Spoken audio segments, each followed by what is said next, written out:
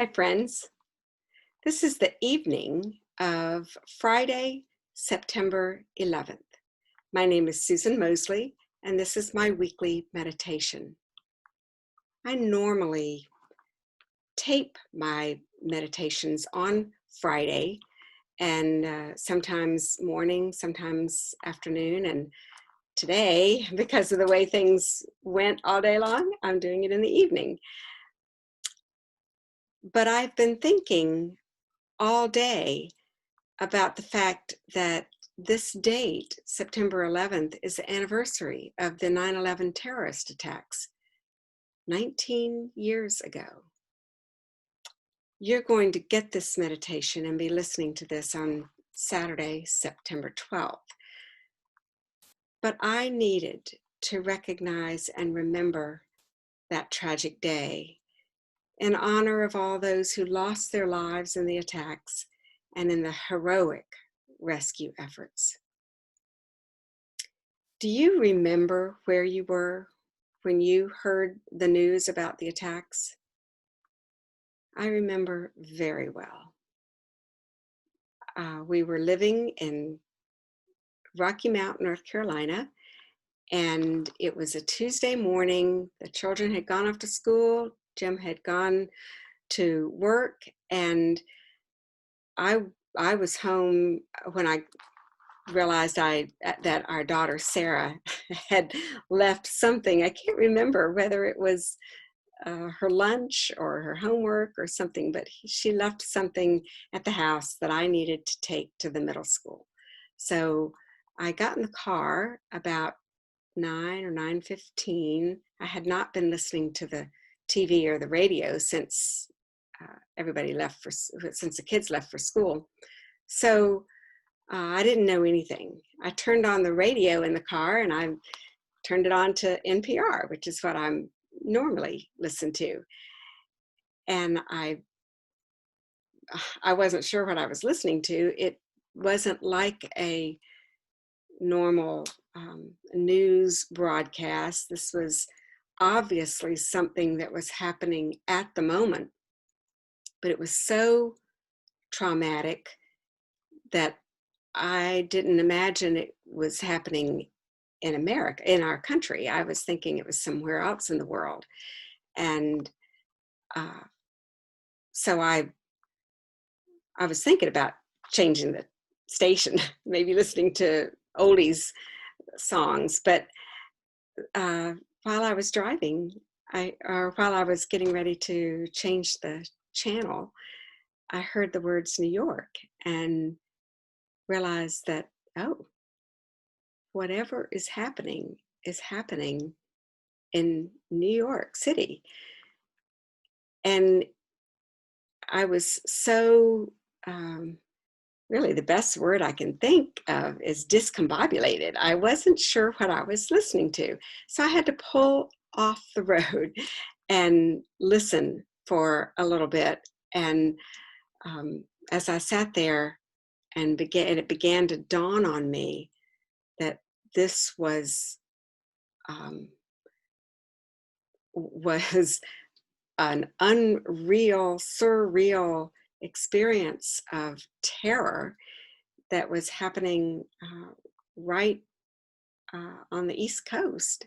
I couldn't quite get my head around it, but I did finally start the car back and went on to the middle school, and everyone in the school was gathered around TVs. So that was pretty traumatic. That evening, when we were glued to the TV, like everyone else around the country, at one point, Jim turned to me and said, "The world will never be the same again." And he was right.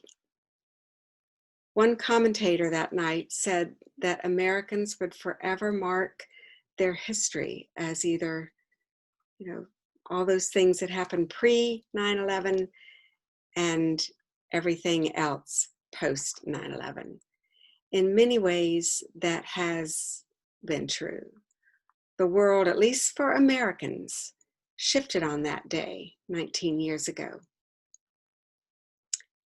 We are in a different kind of traumatic shifting even now.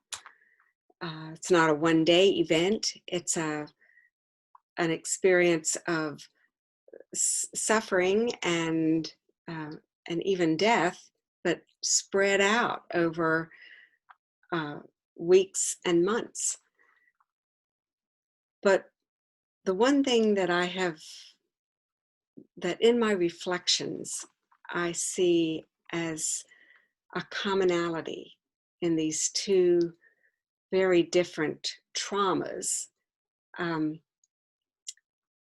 It is true that the pandemic is worldwide and not just limited to America, the United States, but what I'm realizing is just how resilient the human spirit is, and how much courage and compassion is expressed in moments of deepest trauma.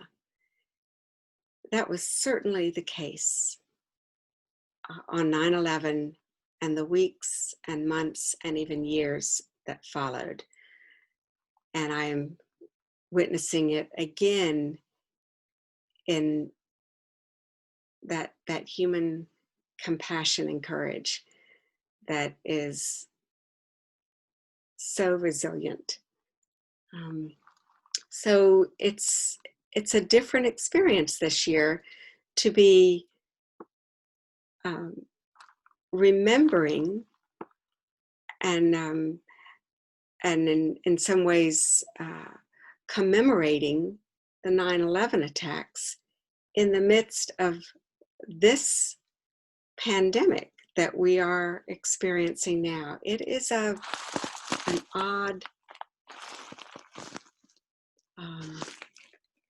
it's an odd experience, but it does show the human spirit in ways that we don't think about when things are going along in what we would call normal.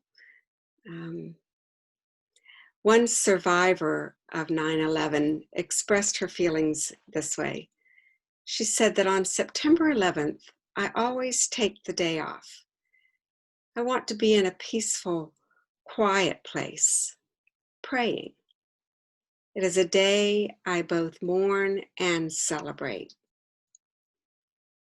I understand that for someone who lived through and survived, both of those emotions are potent. So, in honor of Janelle, the survivor's name was Janelle, I want to leave you with a prayer written by a UU minister, Gary Kowalski. So I offer these words to you this evening of September 11th. And he begins the prayer as a morning prayer. So I'm going to read it as he wrote it. We gather on this beautiful morning, the anniversary of a day painful to remember, but impossible to forget. We remember all the heroes and heroines of that day, the firefighters and emergency responders who demonstrated such courage in the midst of crisis. We remember the innocents who perished, our friends and neighbors, and the thousands of strangers who were victims of random violence. We remember knowing for a moment that we were connected to each precious life, to the survivors and to those who died, with a bond of shared humanity that the forces of hate could never break. We remember the voices that counseled peace, even as our nation prepared for war.